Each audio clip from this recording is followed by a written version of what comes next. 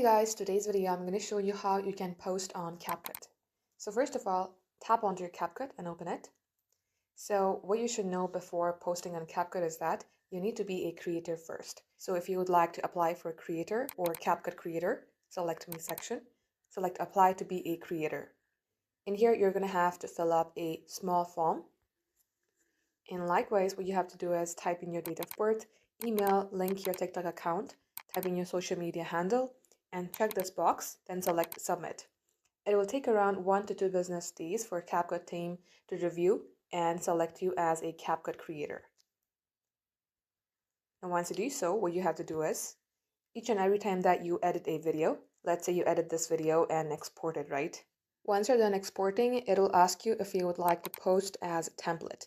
And all you have to do is select the post as template button, and the videos that you have edited will be shared as a post in your CapCut creator account.